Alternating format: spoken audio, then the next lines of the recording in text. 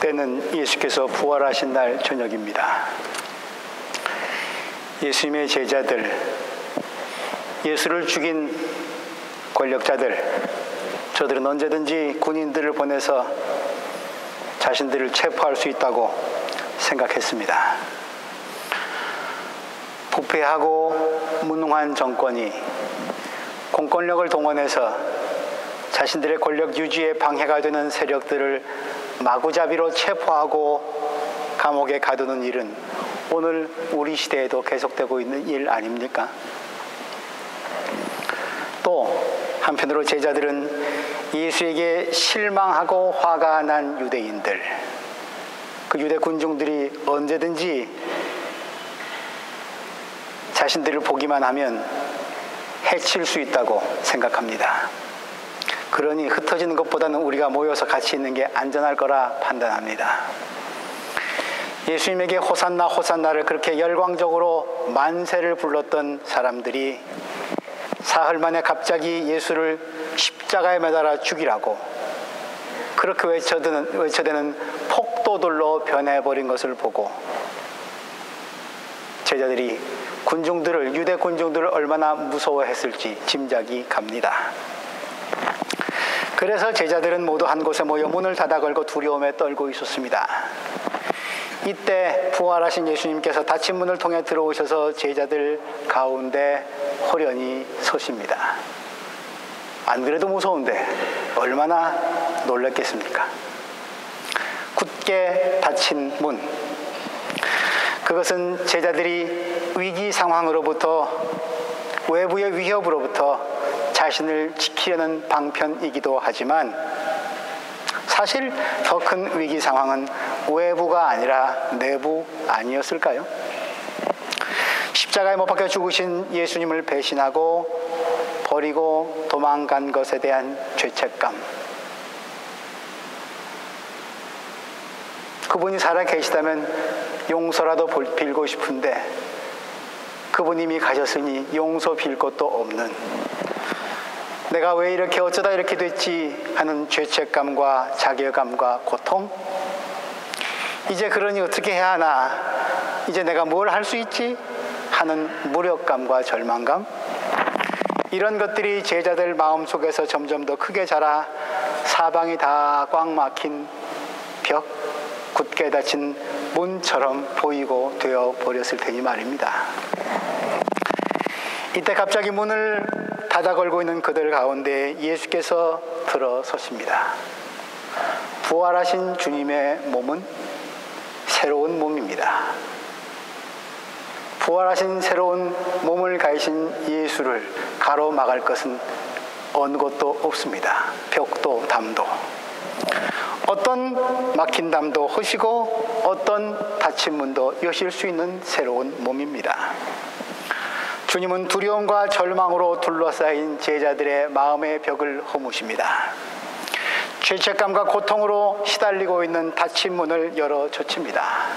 그리고 말씀하십니다. 너희에게 평화가 있기를. 너희에게 평화가 있기를. 이 말씀은 예수님이 체포되시기 직전 제자들과 함께 잡수신 마지막 만찬 석상에서 하신 말씀이기도 합니다.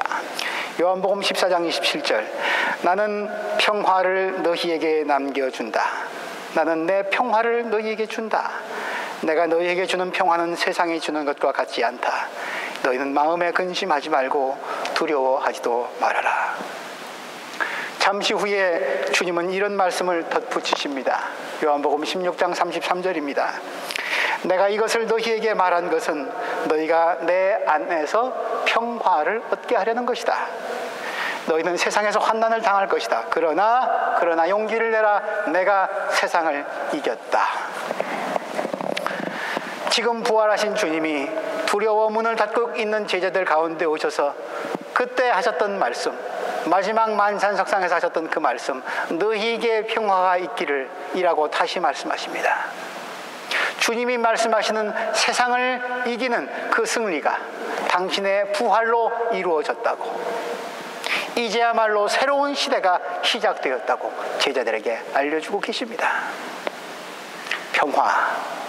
평화는 예수님의 탄생 때에도 중요한 구실을 합니다.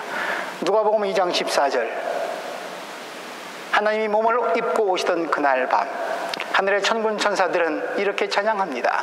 더없이 높은 곳에서는 하나님께 영광이요 땅에서는 주께서 기뻐하심을 입은 사람들에게 평화로다. 주님이 좋아하시는 사람들에게 평화가 있을지어다. 이것이 주님이 몸을 입고 오시던 날 하늘에서 울려 퍼지던 찬송입니다. 성탄절의 평화와 부활절의 평화, 따로 떨어진 것이 아니라 서로 이어져 있습니다. 맞대어 있습니다. 연속이고 하나입니다. 하나님이 이 땅에 몸을 입고 오실 때 어두운 세상에 선포되었던 평화, 그것이 어둠의 세력인 고난과 죽음을 거쳐서 그것을 이겨내고 부활에 이르러 최고 정점, 꼭대기 지점에 다다른 것입니다.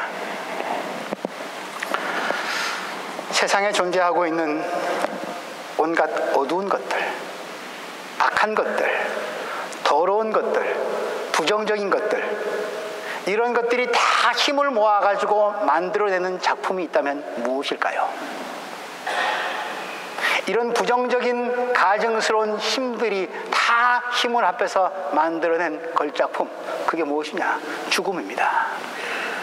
그래서 세상의 그 누구도 무엇도 죽음을 이길 수는 없었습니다.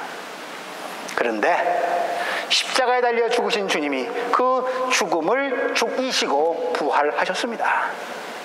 모든 생명체들의 궁극적인 최대의 적인 죽음이 더 이상 힘을 쓸 수 없게 된 것입니다. 최고 최상의 평화가 주님의 부활을 통해서 이루어진 것입니다. 그리고 부활하신 예수 그리스도는 바로 이 평화를 두려워 떨고 있는, 죽음의 위협 앞에 사로잡혀 있는 제자들에게 선물로 주고 계십니다. 제자들이 만들어낸 평화가 아닙니다. 힘 있는 자들에 의해 강요당하는, 만들어지는 로마의 평화는 더더욱 아닙니다. 죽음마저도 파괴할 수 없는 모든 생명체들이 갈망하는 그리스도의 평화입니다. 그리고 주님은 제자들에게 숨을 불어넣어 주십니다. 성령의 기운을 불어넣어 주십니다. 마치 그 옛날 창조 때에 하나님이 흙으로 사람을 빚으시고 아직 생기가 없는 그에게 당신의 숨을 불어넣어 주심으로 생명이 되게 하신 것처럼 말입니다. 살아있으나 죽은 것만 같은 목숨처럼 살아가는 제자들, 그들에게 성령의 기운을 불어넣어 주십니다. 그리고 용서하라는 말씀을 선언하십니다. 숨을 불어넣으시고 말씀하셨다. 성령을 받아라. 너희가 누구에게든지 용서해 주면 용서될 것이요. 십자가에 달리셔서 주님께서 내뱉으셨던 몇 마디 말씀 중에 한 마디가 생각이 납니다. 아버지, 저들을 용서하여 주옵소서. 저들이 지금 무슨 일을 하고 있는지 모릅니다. 용서하면서 저들 모두를 끌어안고 그 악 전체를 흡수하고 끌어안고 죽으셨던 주님, 이제 다시 살아나셔서도 용서를 선언하십니다. 용서를 이루시기 위해 죽으셨으니 이제 부활하신 그분, 용서를 온전히 이루신 분이 된 것이지요. 용서의 영, 사랑 없이는 불가능한 영, 사랑의 영, 그것을 제자들에게 불어넣어주고 계십니다. 우리는 압니다. 죄의 삭시 죽음이란 것을. 그 삭값을 다 치르시고 승리하셨기에 죄의 용서로 말미암는 이 평화, 주님만이 주실 수 있는 평화, 십자가에 죽으신 주님만이, 그렇게 용서하면서 죽으신 주님만이 죄를 온전히 사해 주실 수 있다고 하는, 죽음의 극복이 가능한, 멸망이 아니라 회복을, 두려움이 아니라 희망을, 죽음이 아니라 삶을 선물하는 용서를 선언하고 계십니다. 이 용서의 영을 덧입은 제자들, 이제 저들도 변해야 합니다. 용서를 전하는 사람, 죄가 가득한 곳에, 그래서 사망이 판을 치는 곳에 용서를 전하는 사람, 아니 사랑을 전하는 사람, 사랑의 사람, 그래서 용서와 사랑으로 이루어진 평화의 사람이 되어야 합니다. 그렇게 살라고 두려움의 감옥을 열어젖히고 이 방에서 나가서 그렇게 평화의 사람으로, 용서의 사람으로, 사랑의 사람으로 살라고 말씀하십니다. 오늘 우리 시대 속에 이 용서의 영이, 사랑의 영이, 전국적으로 평화의 영의 숨결이 뿌려져야 할 것이, 불어넣어야 할 것이 어디입니까? 영의 활동의 기운을 가로막고 있는 모든 닫힌 문들, 높은 장벽들, 다 그곳에 이 영의 기운이 필요할 것입니다. 정치의 벽이 있습니까? 경제의 담장이 있습니까? 이념의 골짜기가 있습니까? 인종의 차별이 있습니까? 다 주님 보시기에 붙게 닫힌 문입니다. 우리에게 부활하신 주님께서 말씀하십니다. 두려워 말아라. 내가 내 죄를 다 끌어안고 용서한다. 그러니 이제 새 사람 되어서 부활의 증인으로 살아라. 죄의 용서가 있는 곳에 사랑이 꽃 피어날 수 있음을, 사랑이 있는 곳에 평화가 도래할 수 있음을, 그렇게 내가 너희를 보낸다, 평화의 사람으로.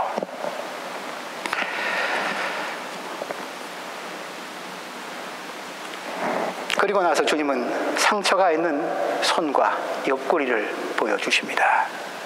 십자가에 달려 당하신 고난의 흔적입니다. 이후에 도마와의 만남에서도 그 상처를 보여주고 도마로 하여금 확인케 하십니다. 의문이 듭니다. 예수님은 무엇 때문에 부활하신 후에도 그 상처 자국을 여전히 갖고 계신 것일까? 이왕 부활하실 것이라면 그 흉측한 상처 자국 싹 다 지워 없애버리고 깨끗하게, 완벽하게, 누가 보더라도 정말 흠모할 만한 아름다움을 가진 완벽한 육체로 다시 살아나실 일이지, 왜 흉측스러운 상처 자국을 그대로 갖고 계신 것일까? 왜 저분의 몸에는 그 십자가의 흔적이 그대로 남아있는 것일까? 주님 몸에 있는, 손에 있는 못자국, 옆구리에 있는 장자국, 그분이 겪으셨던 이루 말할 수 없는 고통의 흔적입니다. 죽음의 문신입니다. 하나님의 입장에서 본다면 예수의 몸에 있는 그 상처, 못자국과 창자국은, 그리고 온몸이 채찍으로 맞아 다 갈갈이 찢긴 그 몸은 하나님이 세상을 창조하신 이후에 가장 끔찍스러운 사건, 하나님의 입장에서 말입니다. 가장 참혹한 사건. 그래서 그 아들을 구해주고 싶었지만 세상을 용서하기 위해서, 세상을 건져내기 위해서 아들마저 포기하고 버려야만 했던, 하나님이 눈을 질끔 감아버린 그 끔찍한 사건, 십자가 사건을 그 상처는 가리키고 있습니다. 아니, 그 상처는 십자가 그 자체입니다. 그렇습니다. 부활은 십자가를 분명히 기억하고 있습니다. 십자가를 품고 있습니다. 십자가 없이 부활은 없습니다. 부활하신 주님의 몸에 십자가의 흔적이, 고난의 흔적이 지워지지 않고 뚜렷이 남아있기 때문에, 바로 그 주님의 몸에 난 깊숙이 패인 상처 자국 때문에 우리는 그렇기 때문에 고통 가운데서도 희망할 수 있고 확신할 수 있습니다. 무엇을? 고난 너머에 또 다른 무엇이 있음을, 죽음 너머에 이것으로 끝나지 않는 무엇이 있음을. 사랑하는 사람이 죽었습니다. 내 눈으로는 그 사람 더 이상 볼 수 없습니다. 내 손으로는 더 이상 따뜻한 그의 몸을 만질 수가 없습니다. 그러나 그렇다 할지라도 내가 사랑했던 그 사람이 아주 죽어서 사라지게 하고 싶지는 않습니다. 내 기억 속에, 내 가슴 속에 언제까지나 남아있어서 늘 그 사람을 그리워합니다. 그리고 그 사람이 이대로 영원히 사라져서는 안 된다고 하면서 이 세상 아닌 다른 곳에라도 살아있기를 바라기까지 하지 않습니까? 누가? 우리가. 그렇다면 사람도 그러할진데 하나님은 어떠하시겠습니까? 요한복음서를 기록한 사도 요한은 하나님을 사랑이시라고 증언하고 있습니다. 요한일서 4장 16절, 하나님은 사랑이십니다. 사랑 안에 있는 사람은 하나님 안에 있고 그 하나님도 그 사람 안에 계십니다. 그러므로 우리를 사랑하신 하나님은, 사랑이신 하나님은 세상에서 우리가 당하는 고통과 슬픔을 보고서도 모른 척 하시거나 외면하시거나 다른 일을 보고 계신 분이 아닙니다. 내가 고통당하고 슬픔을 겪고 있을 때 나를 사랑하신 하나님은 나의 사랑과 나의 고통과 슬픔을 그대로 방치해 두었다가는 몹쓸 일이 벌어질 것 같기에 나의 고통과 슬픔을 극복할 수 있는 저 사람에게만 맡겨두어서는 그것이 온전히 극복될 수 없기에 하나님이 도우셔서 그 고통의 자리를, 어두운 그네를 거두어낼 수 있는, 극복할 수 있는 길을 찾고 계십니다. 내가 아파할 때 말입니다. 내가 슬픔에 젖어 있을 때 말입니다. 주님이 들려주신 비유의 말씀이 있지 않습니까? 누가복음 15장 양 100마리 가진 사람의 이야기 있지 않습니까? 어떤 사람이 양 100마리 갖고 있는데 그 중에 한 마리 잃으면 99마리 들에 두고 그 한 마리를 찾기 위해서 찾을 때까지 찾아다니지 않겠느냐. 슬픔에 젖어 있지 않은, 고통당하지 않는 양들, 그들이 자칫 어떻게 될런지도 모르는 그런 염려 분명히 하실 만도 한데 그런 세상적인 계산하지 아니하고 저놈이 얼마나 아플까, 길 잃고 헤매면서 얼마나 두려울까, 죽음의 위협에 사로잡히는 그 양 찾으려고 손을 내미시는 주님의 손길, 사랑 말고 달리 무엇이라 표현하겠습니까? 하나님은 고통과 죽음이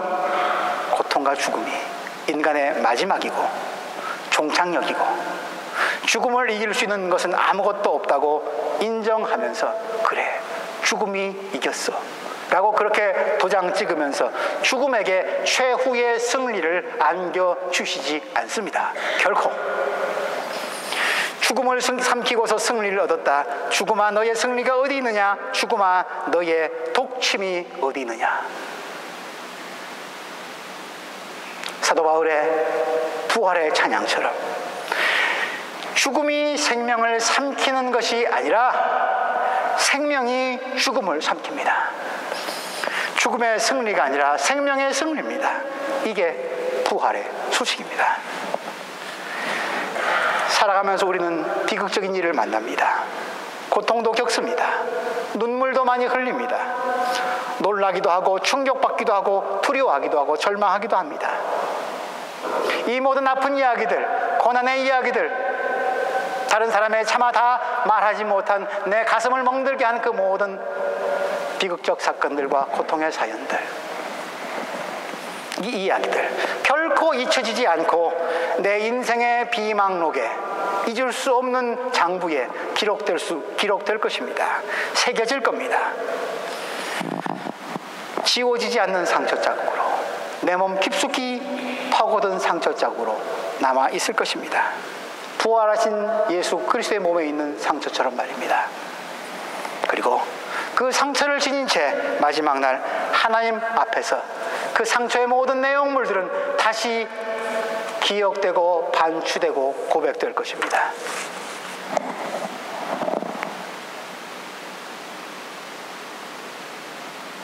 그리고 주님은 말씀하실 것입니다. 수고했다. 잘 견뎌냈다.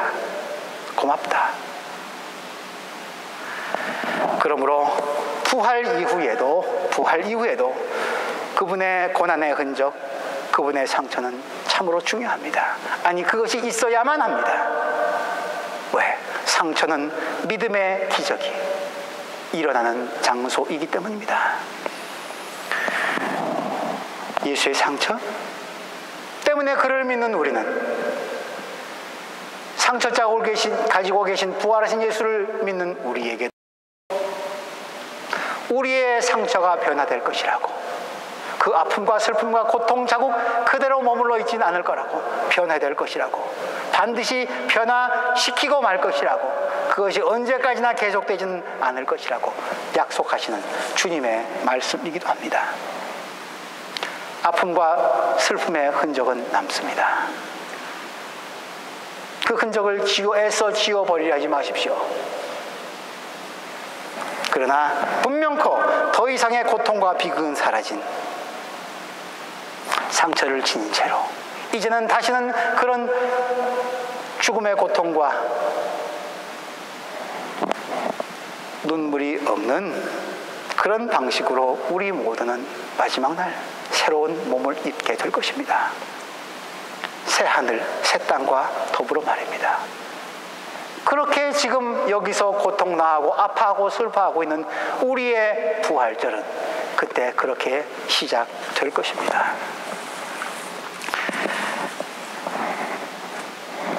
도마 이야기입니다.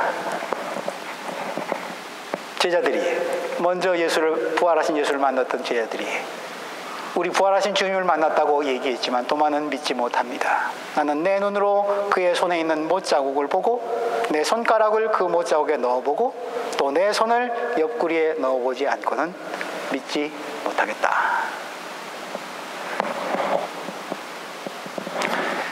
합리적입니다. 과학적입니다. 논리적입니다. 오늘의 우리 시대입니다. 우리도 예수님에 관해서 듣기만 했습니다. 예수님 만져보신 분 계십니까? 그분을 만져보지도 못한 우리 자신의 이야기가 도마의 얘기입니다. 그리고 어떨 땐 우리 예수님 만나서 좀 만져보고 싶기까지 합니다. 우리의 갈망을, 소원을 도마는 또 대변까지 해주고 있습니다. 믿는 것만으로는 왠지 성에 차지 않습니다. 보고 만지고 느끼기 원합니다. 그래야 확실해질 것 같습니다. 예수님은 도마의 바램을 무시하지 않으십니다. 도마에게 손을 보이십니다. 상처 자국을 보이십니다. 손을 만져보라고, 옆구리에 찔러 넣어보라고. 그분은 도마에게 만져지기를 바라십니다. 도마는 예수를 바라봅니다. 만집니다. 그리고 기독교 신앙 가운데 예수님을 향한 고백 가운데 가장 정확하고 가장 최고의 신앙 고백을 하게 됩니다. 나의 주님, 나의 하나님. 베드로의 신앙 고백보다 한 차원 더 높은 고백입니다. 요한복음 기자가 의심 많은 도마를 통해서 맨 마지막에 예수가 어떤 분인지를, 부활하신 예수가 어떤 분인지를 의심 많은 도마의 입술을 통해서 증언하고 있습니다. 나의 주님, 나의 하나님. 추상적인 신앙 고백이 아닙니다. 예수에게서 상처를 확인하고 십자가를 확인하고 죽음을, 부활을 확인하고 나서 던지는 고백입니다. 인격적 고백입니다. 나의 하나님, 나의 주님. 당신들의 하나님, 당신의 주님이 아닙니다. 도마처럼 예수님에게 나의 주님, 나의 하나님이라고 고백하는 사람, 예수님의 삶과 죽음, 십자가와 부활을 이해하신 분이라고, 받아들이신 분이라고 말씀드릴 수도 있을 것 같습니다.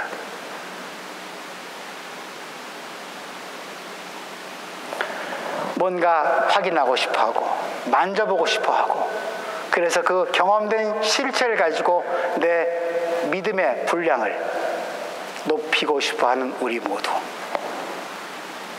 하나님 인정해 주십니다. 그래, 만져라. 그리고 먹어라. 그게 뭡니까? 우리가 예배 때 기억하는 성찬입니다. 우리는 주님의 살과 피를 만지고 보고 먹고 마시는 사람입니다. 우리에게 그러할 수 있도록 당신의 살과 피를 허락하십니다. 주님이 친히 제정하신 예식입니다. 지금도 그분은 당신의 살점을, 당신의 피를 우리를 위해서 뜯으시고 보여주시고 흘리십니다. 의심 많은 우리를, 그래, 그 의심의 방식대로 내가 또 응답할게.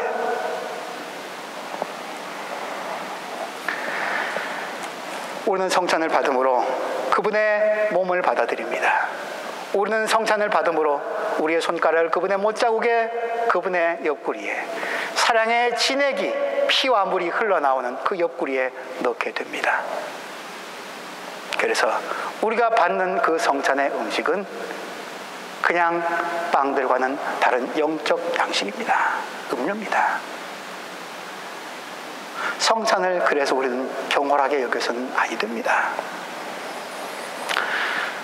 그렇게 때로는 주님을 만질 수 있게도 하지만 주님은 이런 말씀을 남기십니다.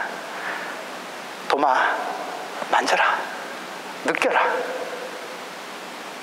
하지만 보고 믿는가, 보지 않고도 믿는 사람은 더 복되다. 너는 나를 보았기 때문에 믿느냐? 보지 않고도 믿는 사람은 복이 있다.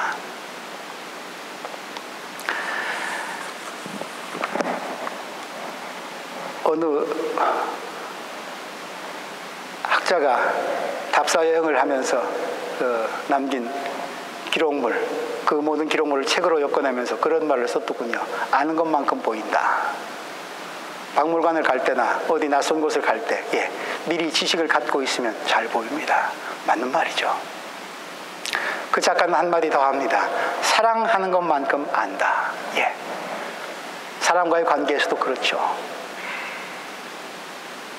제가 내 아내를 사랑할 때, 제 자식을 사랑할 때 남들이 제 아내를 아는 것과 다른 차원입니다. 남들이 제 아이를 아는 것과 다른 차원입니다. 왜? 그들보다 더 많이 사랑하기 때문에. 주님은 오늘 거기에 한마디 더 붙이시는 것 같습니다. 아는 것만큼 보인다? 사랑하는 것만큼 안다? 믿는 만큼 사랑한다. 부모와 자식의 사랑이 그렇지 않습니까? 연인 간의 사랑이 그렇지 않습니까? 하염없이 믿고 또 믿는 것 아닙니까? 속고 속일지라도. 그렇게 믿음의 단련이 될수록 사랑의 깊이도 농도도 더 깊어지고 진해지는 것 아닙니까? 믿는 만큼 사랑한다. 그 믿음, 보여지는 것, 확인되는 것, 그것은 우리가 믿음이라고 하지 않지요. 바라는 것들의 실상이고 보이지 않는 것들의 증거라고 히브리서 기자는 믿음을 그렇게 표현하고 있습니다. 예수를 확인할 수도 있지만, 몸을 접할 수도 있지만, 그러나 때로는, 아니 상당 부분 우리는 예수를 직접 체험하지 못합니다. 아무것도 안 보이고 안 잡히고 안 들릴 때가 더 많습니다. 그때가 문제입니다. 그때가 믿음의 시간이라고 오늘 주님은 말씀하십니다. 그러므로 요한복음은 우리에게 도마의 고백을 통해서, 그리고 예수의 말씀을 통해서 새로운 믿음의 양식을 우리에게 알려주고 있습니다. 부활하신 주님을 나의 주님, 나의 하나님으로 고백하는 믿음, 삶의 새로운 양식이다. 너가 진짜 부활하신 주님을 너의 그리스도로 하나님으로 받아들이느냐? 그러면 보이지 않는 순간이 더 많을 텐데, 내가 너희 곁에 머무르는 시간은 잠깐일 텐데, 믿음을 통해서, 기도를 통해서 신비한 현상을 맛본 것은 정말 만분의 1일 텐데, 내 기도의 소원이, 모든 것이 네가 바라는 대로 다 충족되어지고 손에 잡히듯이 복이 주어지는 것은 지극히 일부분일 터인데, 나머지 그렇지 않은 99%의 보이지 않는 순간에 너는 무엇으로 너의 삶을, 너의 희망을 견디고 지탱해 내려느냐? 믿음의 눈을 갖지 아니하면 현실을 보면 십자가는 죽음의 나무입니다. 사형틀입니다. 그러나 믿음의 눈으로 그 현상 넘어 본질을 본다면 그것은 생명의 나무고 구원의 방주입니다. 현상을 보면 골고다 언덕에 갈보리 언덕의 십자가는, 그 십자가 사건은 하나님과 세상 사이의 분리입니다. 저주입니다. 그런데 믿음의 눈으로 보면 갈보리 언덕의 십자가는 용서와 화해이고 사랑의 사건입니다. 사랑의 정점입니다. 보이는 현실 넘어서서 보이지 않는 본질과 영혼을 바라보아야만 세상을 그럼에도 불구하고 살아낼 수 있는 것 아닙니까? 날마다 신문을 펼치면, 방송을 들으면 100가지 중에 99가지가, 아니 온통 100가지가 다 살만한 세상이 아닌, 믿을만한 사람이 아닌 것들로 가득 차 있는 세상에서 무엇으로 우리는 삶의 힘과 용기를 얻습니까? 겉으로 보이는 것이 그러할지라도, 아니 하나님의 뜻은 거기에 있지 아니해. 이건 너머에 무엇이 있어. 그것이 하나님이 바라시는 바고 그것이 부활 생명체를 가진 사람들이 이루어내야 할 세상이야 라고 하면서 사자와 양이 득실거리는 세상에서 하나님의 나라를 꿈꾸었던 예언자가 믿음의 눈으로 바라본 하나님 나라의 이야기가 있습니다. 이사야서 11장. 그때에는 이리가 어린 양과 함께 살며 표범이 새끼 염소와 함께 누우며 송아지와 새끼 사자와 살찐 짐승이 함께 풀을 뜯고 어린아이가 그것들을 이끌고 다닌다. 암소와 곰이 서로 보지되고 그것들의 새끼가 함께 눕고 사자가 소처럼 풀을 먹는다. 젖 먹는 아이가 독사의 구멍 곁에서 장난하고 젖된 아이가 살무사의 굴에 손을 넣는다. 나의 거룩한 산 모든 곳에서 서로 해치거나 파괴하는 일이 없다. 물이 바다를 채우듯 주님을 아는 지식이 땅에 가득하기 때문이다.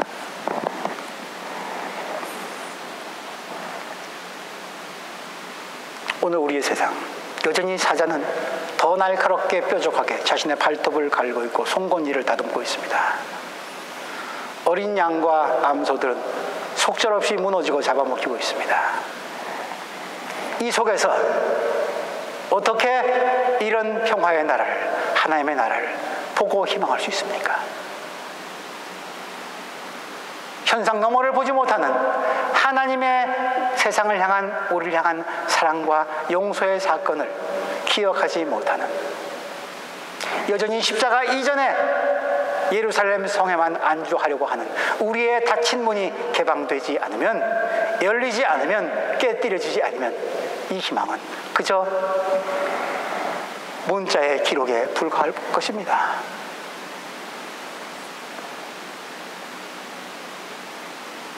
우리의 닫힌 문을 여는 일, 우리의 막힌 벽을 허무는 일,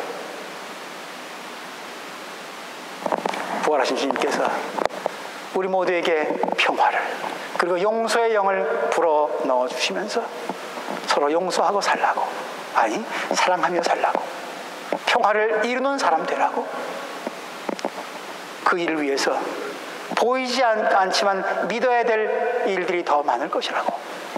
그러나 믿음을 통해서, 그 믿음을 통해서 걸어가는 사람들, 상처도 많이 받을 터인데, 그 자국 분명히 있을 터인데, 그 상처 자국이야말로, 그 십자가야말로 영원한 생명에 이르는 첩경임을, 열쇠임을 부활하신 주님께서 오늘 우리에게 들려주십니다. 이 참 평화를 여는 열쇠가 사랑하는 교우들 삶 속에, 가정에 가득하시기를 주님 이름으로 기원합니다. 하나님,